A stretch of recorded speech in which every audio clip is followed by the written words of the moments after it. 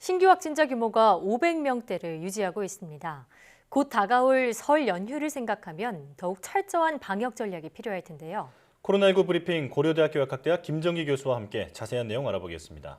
전화로 연결합니다. 교수님 나와 계십니까? 네, 안녕하세요. 네. 이번 3차 대유행이 감소세로 접어들었다고는 하지만 지난 유행보다는 줄어드는 속도가 더딥니다. 왜 그런 걸까요?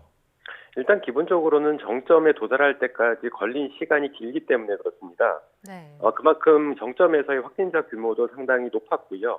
그래서 이러한 요인들이 실제로 정점까지 오랜 기간 걸렸기 때문에 정점에서 감소하는 기간도 오래 걸린다 이렇게 보시면 될 것 같고 예. 과거 1, 2차 유행 때에 비해서는 다양한 지역에서 발생을 하고 또 겨울이라고 하는 계절적인 요인까지 같이 작용을 하다 보니까 아무래도 감소세는 더딘 그런 양상을 띠고 있습니다. 예. 자, 방역 당국은 최근엔 다중이용 시설을 통한 집단 감염보다 개인 간 접촉으로 감염되는 비율이 늘고 있다고 밝혔는데요. 여기에 대해서는 어떤 대비가 필요할까요? 일단 말씀하신 다중이용 시설에서의 어떤 집단 감염하고 개인 간 전파의 어떤 우려가는 서로 다른 부분이 아니라 서로 같다고 보시면 됩니다. 예. 그러니까 우리가 사회적 거리두기 강화를 하게 되면서 다중이용 시설에 대해서 일단 집합금지 명령이 내려졌었고요.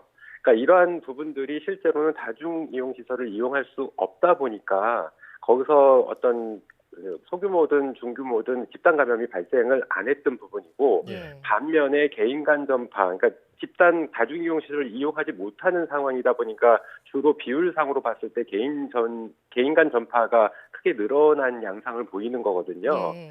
기본적으로 개인 간 전파가 다중이용 시설에서 일어나게 되면 그게 다중이용 시설에서의 집단 감염이라고 보시면 됩니다. 예. 그러니까 두 가지 요소는 같다 이렇게 보시면 될 것 같고 네. 어떤 거든 간에 당연히 마스크 착용 그리고 사회적 거리두기를 유지하는 게 가장 중요하다. 그러니까 지금 상황에서는 여전히 마스크 착용을 잘 하시고 가급적 지인과의 모임은 자제하시는 게 가장 효율적인 대비책이다. 이렇게 보시면 될 것 같습니다. 네.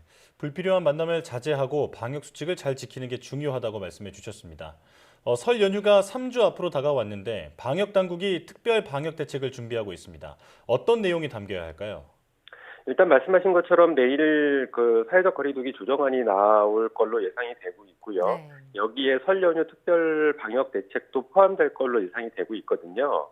근데 뭐 여기서 포함돼야 될 부분은 일단은 그러니까 설 연휴 자체가 한 달 정도 남았기 때문에 향후 2주 동안의 어떤 전파 양상을 좀 지켜봐야 됩니다. 그래서 향후 2주 후에 지금 같은 감소세가 계속 유지돼서 이들 신규 확진자 규모가 상당히 감소를 하게 된다라고 하면 일단 뭐 특별 방역 대책 그 정도가 조금 약할 걸로 보고요. 예.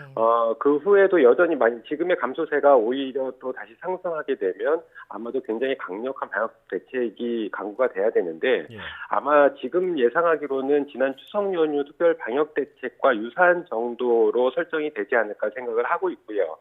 그렇기 때문에 고향 방문 자제라든가 이러한 부분들이 강력하게 권고가 될 것 같다라고는 예. 보고 있습니다. 예. 근데 지금 내일 조정안에서 뭐 명확한 거는 발표가 되겠지만 일단은 현재 방역 조치보다는 완화될 가능성이 있거든요. 네. 이렇게 됐을 때는 지금의 감소세에 영향을 좀 줄 것 같다라고 예상을 하고 있습니다.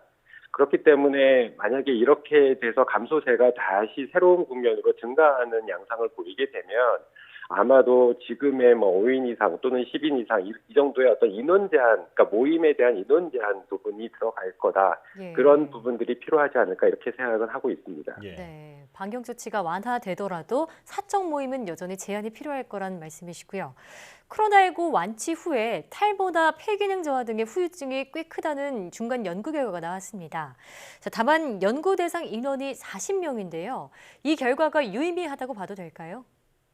일단은 인원수가 좀 작은 걸로는 보입니다. 그러니까 예. 당시에 지금 6개월 동안 추적 연구를 했기 때문에, 그러니까 지금 현재 누적 확진자 규모가 7만 명 정도가 되거든요. 네. 근데 당시에는 이때보다는 적었습니다. 그렇기 때문에 일단 설정 인원을 한 40명 정도로 한 걸로 보이는데, 실제로 이제 현재의 누적 확진자 규모 7만 명으로 봤을 때에는 이게 0.06% 정도밖에는 안 되거든요. 그럼 예. 통계학적으로 의미가 없을 가능성이 있다. 그러니까 지금 수준으로 봤을 때는 적어도 0.5% 정도 수준, 그러니까 한 300여 명 정도가 포함돼야 되는데 아무래도 이게 6개월 이전에 착수된 연구다 보니까 당시의 확진자 규모로 산정하지 않았을까 이렇게 생각을 하고 있습니다. 네. 예. 그러니까 이런 면에서는 당시의 확진자 규모로 봤을 때는 어느 정도 그래도 40명 정도면 타당하다라고 봤을 걸로 예상이 되고요.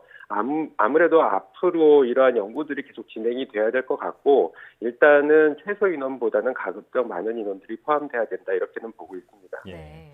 국내 확진자가 7만 명을 넘은 상황에 표본이 너무 작은 한계가 있다 이렇게 정리해 보겠습니다. 해외에서는 완치자의 면역 효과가 최소 5개월간 유지된다는 연구 결과가 나왔습니다. 그런데 이 기간에도 재감염되거나 바이러스를 전파할 가능성은 있다고 하는데 어떻게 이해해야 할까요? 일단 완치자의 면역 효과가 5개월 동안 유지가 되더라도 그 사이에 어떤 항체의 정도, 항체의 수준은 서로 사람들마다 다를 수가 있습니다. 그렇기 때문에 이런 면역 반응, 그러니까 면역 시스템 자체가 약하신 분들 같은 경우에는 항체의 정도가 좀 약하고요. 이런 경우에는 충분히 재감염될 가능성도 있다. 이렇게 이해하시면 될 것 같습니다. 예. 그러니까 반면에 여기서 우리가 얻을 수 있는 어떤 정보 같은 경우에는 백신 접종을 했을 때에도 마찬가지 상황이 발생할 수가 있다. 이렇게 보시면 될 것 같고요. 네. 그러니까 백신 접종을 한 다음에 항체가 형성이 되더라도 감염될 가능성은 있다. 그러니까 완벽한 재감염을 억제하기에는 다소 무리가 있을 수 있다. 이렇게 보시면 될 것 같습니다. 예. 예. 자, 그러니까 완치되더라도 또 백신을 맞았더라도 계속해서 개인 방역은 계속 해야 되겠다 이런 얘기고요. 백신은 고령층 등이 우선적으로 맞을 걸로 보이는데요. 일각에서는 활동량이 큰 30, 40대부터 백신을 맞아야지 방역 효과가 더 클 거다 이런 예측도 있습니다. 백신 우선 접종 순위 어떻게 정해야 할까요? 일단은 결론부터 말씀드리면 현재 추진하고 있는 우리나라에서 고려하고 있는 부분도 그렇고 해외에서 고려하고 있는 부분도 그러니까 고연령층이 가장 대표적인 우선 접종 대상자가 됩니다. 네. 근데 일단 그 부분에 대해서는 저도 같은 생각을 가지고 있고요.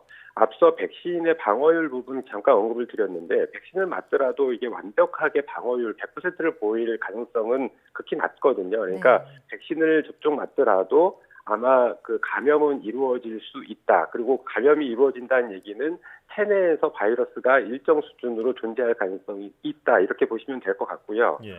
어쨌든 이런 부분이 어떻게 보면 지금 코로나19 백신의 한계점으로 보여지는데 반면에 코로나19 백신의 가장 긍정적인 부분은 체내에 백신 접종 후에 감염이 이루어지고 체내에 일정 수준으로 바이러스가 있더라도 이런 임상적인 예후는 상당히 좋을 걸로 예상되거든요. 그 얘기는 뭐냐면 치사율을 감소시킬 수 있는 이런 부분은 굉장히 긍정적인 부분이다. 이렇게 보시면 될 것 같습니다. 아, 예. 네. 그렇기 때문에 주로 이제 치사율이 발생하는, 즉 사망 사례가 발생하는 그 그룹이 고연령층에서 주로 발생을 하고 있거든요.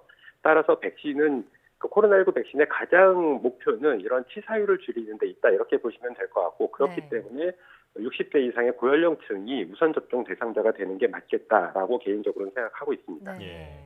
이 치사율을 낮추는 게 큰 목표이기 때문에 고령층을 대상으로 먼저 접종을 시키는 게 맞다 이렇게 보고 계시는군요.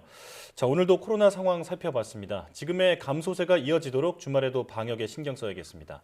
지금까지 고려대학교 약학대학 김정기 교수와 함께했습니다. 교수님 고맙습니다. 네, 감사합니다.